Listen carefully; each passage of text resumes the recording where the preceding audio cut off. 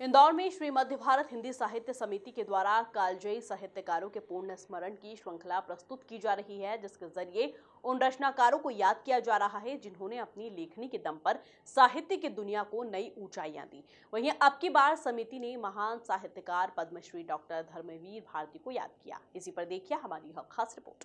इंदौर के शिवाजी भवन समिति परिसर में आयोजित कार्यक्रम में साहित्यकार पद्मश्री डॉक्टर धर्मवीर भारती के जीवन पर प्रकाश डाला गया, जहां पद्मश्री डॉक्टर धर्मवीर भारती के साहित्यों पर प्रकाश डालने के साथ पोस्टर विमोचन किया गया। इस दौरान बताया गया कि किस तरह से उन्होंने अपने साहित्यों के जरिए समाज को आईना दिखाने का काम किया और एक बेहतर सोच को आगे बढ़ाने के साहित्य जगत के कर्तव्य को निभाया। श्री मध्य भारत हिंदी साहित्य समिति कालजयी रचनाकारों का पुण्य स्मरण कार्यक्रम आयोजित करती है और आज हम 23वां पुष्प अर्पित कर रहे हैं पद्मश्री डॉक्टर धर्मवीर भारती को।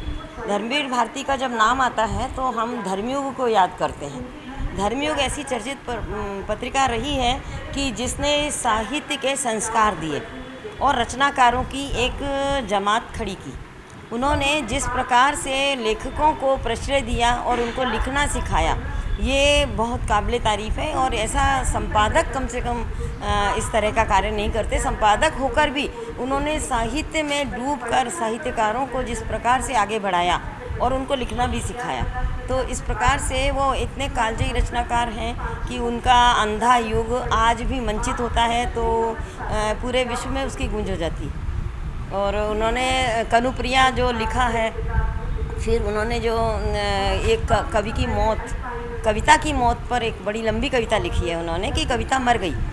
तो इस प्रकार से उनका लेखन बहुत अलग तरह का था। उन्होंने तत्सम शब्दावली का उपयोग किया है, उन्होंने व्यंग्यात्मक शैली में भी लिखा है, उन्होंने नाटक भी लिखे हैं, कविता भी लिखी है, उपन्यास लिखे हैं। उनका उपन्यास गुनाहों का देवता तो बहुत ज़्यादा चर्चित हुआ है, क्योंकि जब चंदर और सुधा उसके नायक नायिका आज भी उस पीढ़ी के लोग याद करते हैं।